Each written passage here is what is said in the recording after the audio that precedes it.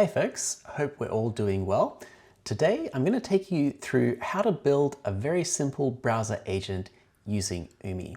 And this is a browser agent that will use a vision language model as well as a browser automation framework. For example, you can search for a product on Amazon, you could look at finding the cheapest flight, you could ask it to do tasks like booking tickets for you to various events. I think it's a really cool little example of how to build something really useful with generative AI plus Oumi. Let's get started. So the first step will be to set up our environment. Now, I've done this in advance. I'm running my Oumi kernel in Jupyter Notebook, but we've got the commands here to create an environment. Importantly, you'll need to install Oumi, of course, as well as a library called Playwright. Playwright is like a little wrapper around a browser automation framework called Playwright, and it patches it in a way that you can avoid bot detection. So if you're just using Playwright by itself, you're very likely to run into bot detection, especially when you're doing something like a Google search. So we set up our environment. We're going to be using OpenAI's interface. I've got my secret Open API key in a file, and I'll load that in. Our agent can accept image data in 3 different formats. We'll be loading it from disk, i.e. a binary format. We've created a little helper function here to read in those files and convert them to a format where we can pass them to OpenAI. And here's a sample image, just give you an example of the sort of image that our model will be working with. So next, we set up our inference engine using Oumi, and we'll just test it using the image above and ask it to describe it. Oumi has both like a low code and a no code option. We'll be using sort of like a mix of the two.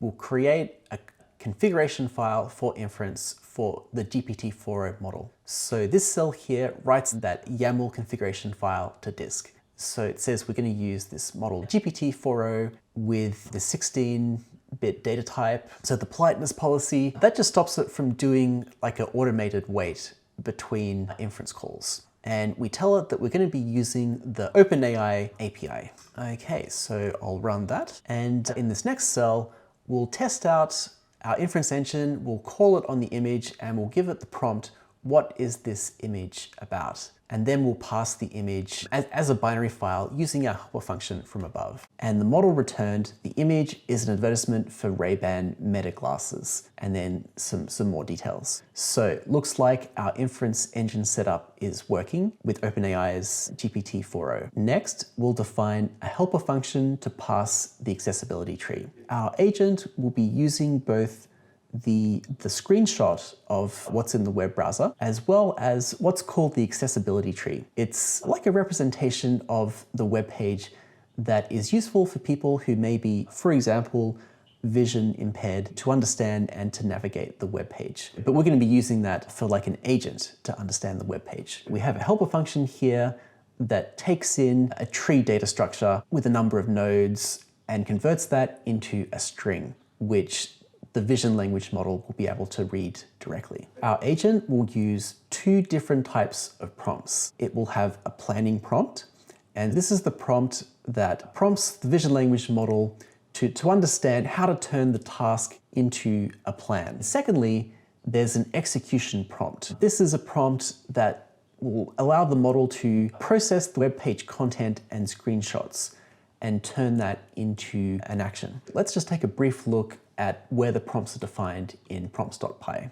So the planning prompt is given a user request, define a very simple plan of subtasks to achieve the desired outcome and execute them iteratively using Playwright. And then we have some more detail to give to the vision language model, as well as like a few examples. So we're doing few shot learning here to give the model a kickstart. And then secondly, we have the execution prompt. You'll be given a task, a web page's accessibility tree, and the page screenshot as context. The screenshot is where you are now. Use it to understand the accessibility tree. Based on that information, you need to decide the next step action. Only return the next step action in a single JSON. Possibly because it's in all caps, the vision language model takes that to be like a very important or salient part of the prompt. And we also give it some examples here, so some few shot learning. Okay, and so with those two prompts, we're going to be able to create this agent,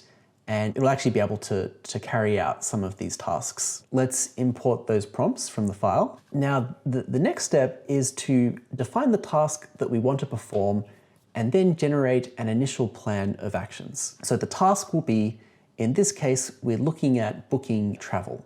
So give me the information about the cheapest round flight to Istanbul. And then we ask the model to generate the plan according to our prompt that we just examined. So this is the proposed plan.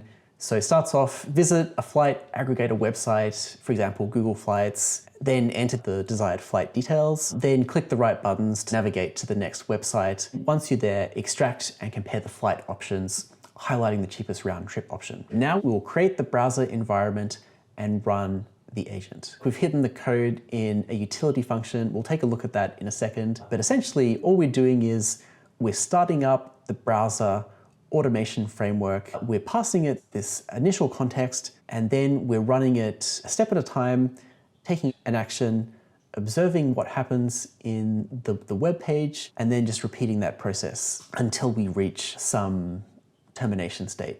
So let's go across to the utilities function. This is the most important code in terms of how the browser agent actually works. Let's have a look at what it's doing. It'll open a browser window. It's going to be using Chrome, and then we'll be able to use this framework to perform actions on the browser in an automated fashion. We start off by navigating to a Google search engine. So that's going to be the starting point for all of our tasks. And then we enter this loop, the loop of action steps that the agent is performing. So we have a little warning step here in case we encounter a CAPTCHA. Typically, you won't on Google if you're using Playwright instead of Playwright. We enter the key logic for each step.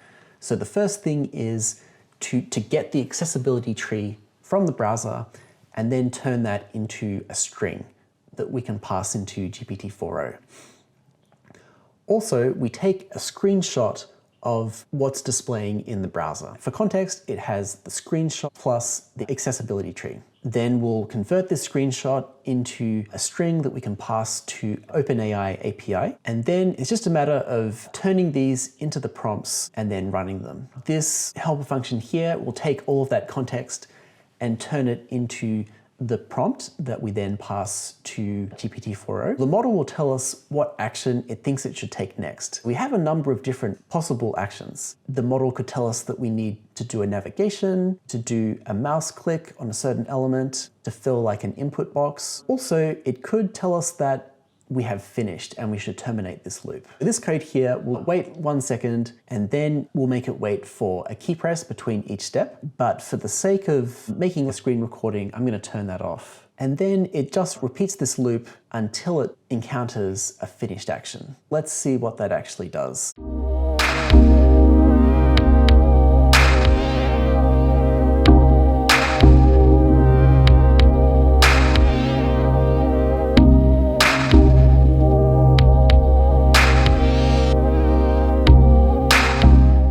And now to get some insight into what was happening during that browser navigation. So let's see what happened at each step.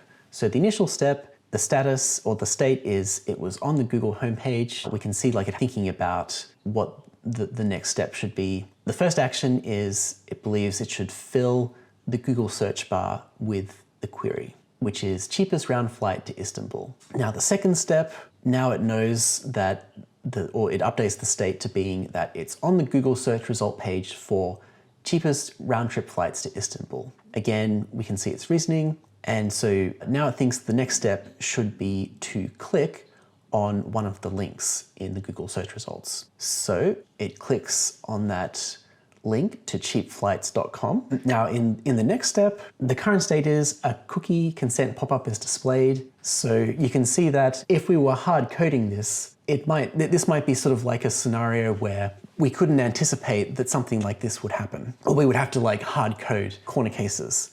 But the vision language model, it's able to understand what's happened and what to do. So it sees that a cookie consent pop-up is displayed, and so it knows that the next step is to dismiss it by clicking on it. So it clicks on the button in the third step.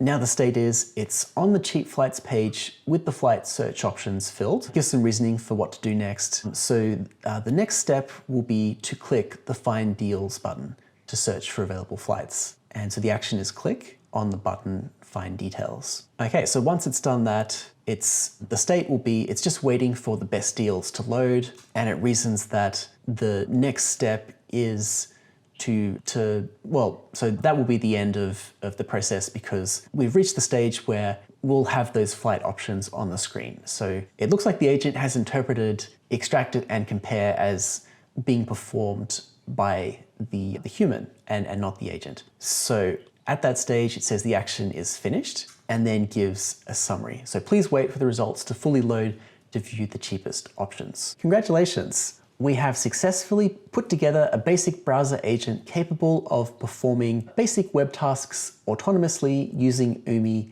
and Playwright. So this was like a very simple example. It didn't have like a lot of like error handling, recovery from error. There's a lot of different ways we could take it from here, but what we're going to be doing is in the next video looking at some failure modes and then thinking about how we can fix those failure modes using fine-tuning, also with Oumi. So stay tuned and see you in the next video.